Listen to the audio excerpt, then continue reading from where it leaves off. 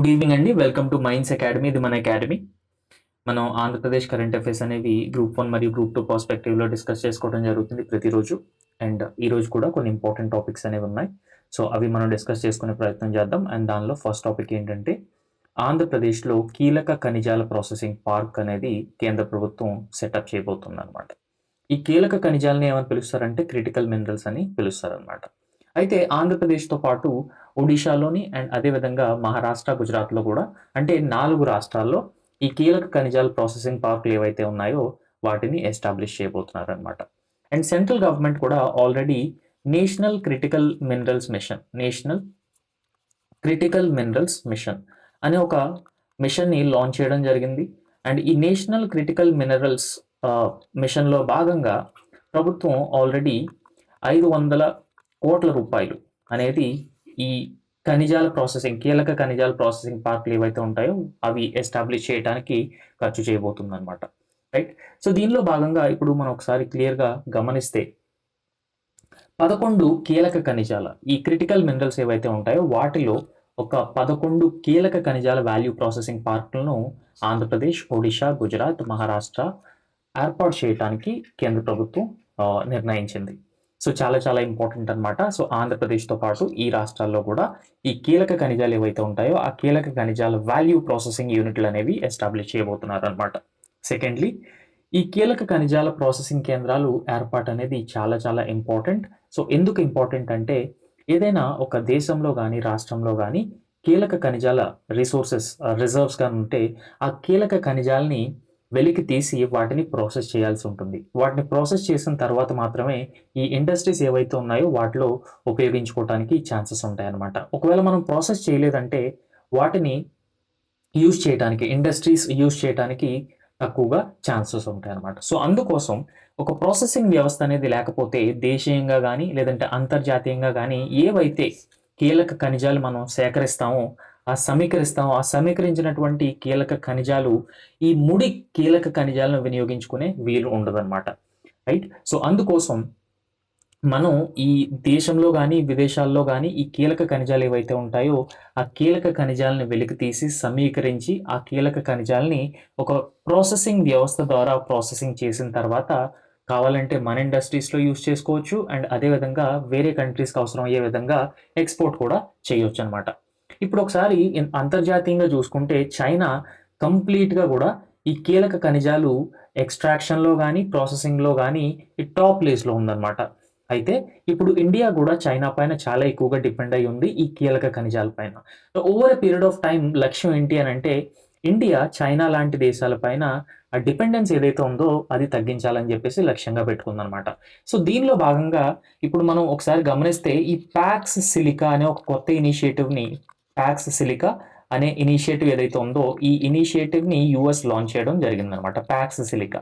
ఈ packs silica ఇనిషియేటివ్‌ని ఎప్పుడు launch చేశారంటే డిసెంబర్ 2025లో లాంచ్ చేయడం జరిగింది.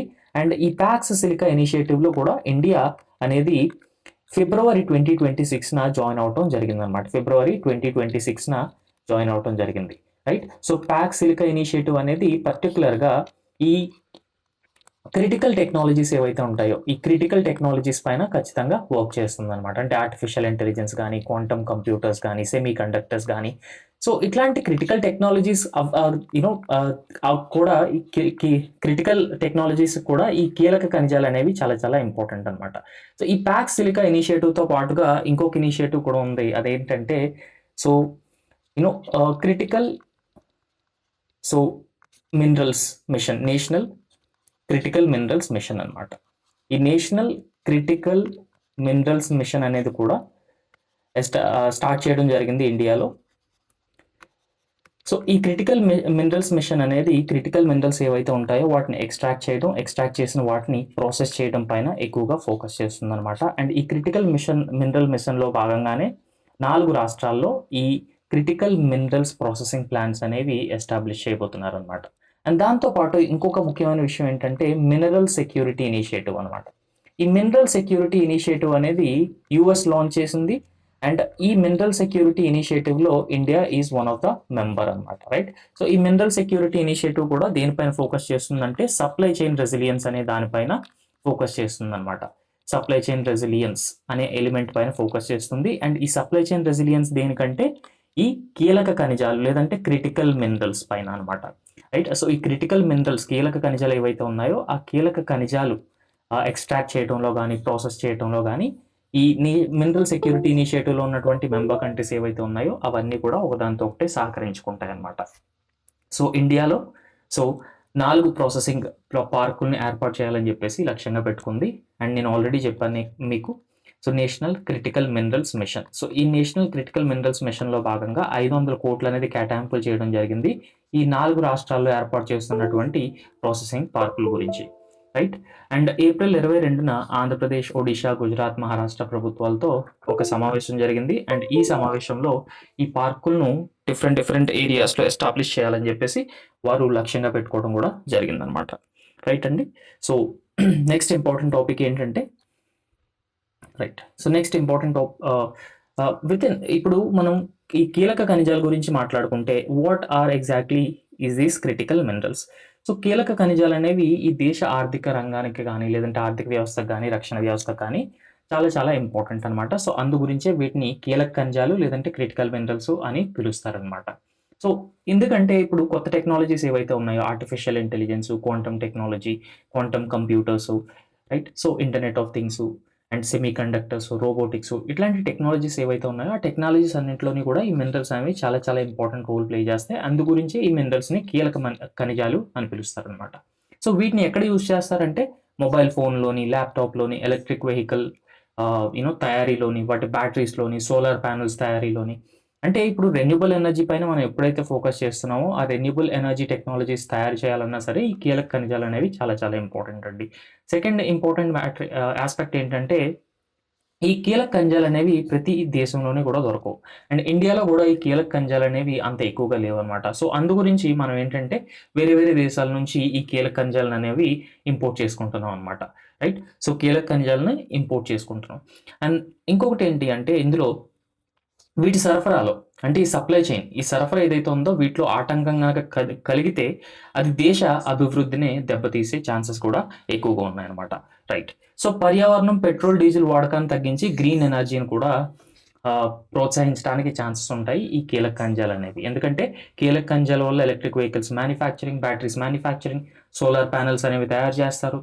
సో అందువల్ల ఇది గ్రీన్ ఎనర్జీని ప్రమోట్ చేస్తుంది అనమాట. అండ్ రెన్యూబుల్ ఎనర్జీని కూడా ఎంకరేజ్ చేయడానికి చాలా ఎక్కువగా ఛాన్స్ ఉంది. సో ఈ కీలక ఖనిజాలు అనేవి మనకి మొబైల్ ఫోన్ అండ్ అదేవిధంగా కొత్త కొత్త టెక్నాలజీస్లో యూజ్ చేస్తారు. అండ్ అన్ని దేశాల్లో ఈ కీలక ఖనిజాలు అనేవి లేవు. అండ్ కీలక ఖనిజాలు ఉన్నా సరే ఆయా దేశాల్లో ప్రాసెసింగ్ ఫెసిలిటీస్ లేవు. అండ్ పర్యావరణానికి కూడా ఈ కీలక ఖనిజాలు ఏవైతే ఉన్నాయో అవి చాలా చాలా ఇంపార్టెంట్ అనమాట. సో ఇప్పుడు కొన్ని కీలక ఖనిజాల యొక్క మనం చూసుకుంటే క్లియర్గా ఉదాహరణలు చూసుకుంటే లిథియం అనేది ఒక కీలక ఖనిజం.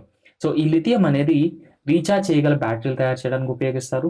కోబాల్ట్ అనేది కూడా ఒక రకంగా కీలక ఖనిజం అండ్ ఇది ఎలక్ట్రానిక్ వస్తువుల తయారీ కోసం యూజ్ చేస్తారు. రాగి అనేది విద్యుత్ సరఫరా తీగల్లో అండ్ గ్రాఫైట్ అనేది బ్యాటరీల్లో యానోడ్గా యూజ్ చేస్తారనమాట. సో భారత ప్రభుత్వం ఏదైతే ఉందో ఈ కీలక ఖనిజాలని ఎక్స్ట్రాక్ట్ చేయడం అంటే మైనింగ్ కోసం అండ్ మైనింగ్ చేసిన కీలక ఖనిజాలను ప్రాసెస్ చేయడం కోసం, ప్రాసెస్ చేసిన వాటిని ఇండస్ట్రీస్ వెంటనే యూజ్ చేసుకునే విధంగా, ఇంపోర్ట్స్ తగ్గించుకునే విధంగా ఈ నేషనల్ క్రిటికల్ మినరల్స్ మిషన్ అనేది కూడా లాంచ్ చేయడం జరిగిందనమాట 2021లో. రైట్ అండి. సో నెక్స్ట్ ఇంపార్టెంట్ టాపిక్ ఏంటంటే రీసెంట్గా సెంట్రల్ గవర్నమెంట్ అనౌన్స్ చేసింది. అది ఏంటంటే దక్షిణ కోస్తా సౌత్ కోస్టల్ రైల్వే అనమాట. సో విశాఖపట్నం కేంద్రంగా ఈ సౌత్ కోస్టల్ రైల్వే అనేది June 1 నుంచి స్టార్ట్ అవబోతుంది అనమాట. సో 1 June 2026 నుంచి కూడా ఈ సౌత్ కోస్టల్ లేదంటే దీన్నే దక్షిణ కోస్తా, ఈ దక్షిణ కోస్తా రైల్వే జోన్ ఏదైతే ఉందో ఈ దక్షిణ కోస్తా రైల్వే జోన్ అనేది 1 June 2026లో విశాఖపట్నం కేంద్రంగా స్టార్ట్ కాబోతుందండి. చాలా చాలా ఇంపార్టెంట్ అనమాట. రైట్. సో దీని గురించి మాట్లాడుకుంటే ఈ రైల్వే జోన్ అనేది కేంద్ర ప్రభుత్వం 2019లో అనౌన్స్ చేయడం జరిగిందనమాట. సో 2019లో అనౌన్స్ చేసిన దగ్గర నుంచి ఇప్పటి వరకు కూడా పనులు అనేవి నత్తనడకన సాగుతున్నాయి. అండ్ దాంతోపాటు రీసెంట్గా కేంద్ర ప్రభుత్వం ఏమని అనౌన్స్ చేసిందంటే 1 June 2026 నుంచి ఈ సౌత్ కోస్టల్ రైల్వే ఏదైతే ఉందో, దక్షిణ కోస్తా రైల్వే ఏదైతే ఉందో దాన్ని ప్రారంభించబోతున్నారు అనమాట విశాఖపట్నం కేంద్రంగా. రైట్ అండి. సో ఇది సౌత్ కోస్టల్ రైల్వే విశాఖపట్నం కేంద్రంగా దీన్ని ఏర్పాటు చేయబోతున్నారు. దీని నేపథ్యం ఏంటంటే 2019లో కేంద్ర ప్రభుత్వం ఈ జోన్‌ను ప్రకటించడం జరిగింది.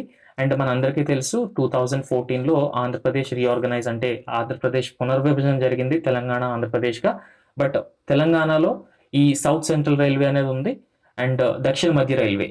బట్ ఆంధ్రప్రదేశ్కి మాత్రం ఎలాంటి రైల్వే జోన్ లేదు. ఇది ఒక పెద్ద డిమాండ్. అంటే ఆంధ్రప్రదేశ్ కూడా ఒక రైల్వే జోన్ ఉండాలని.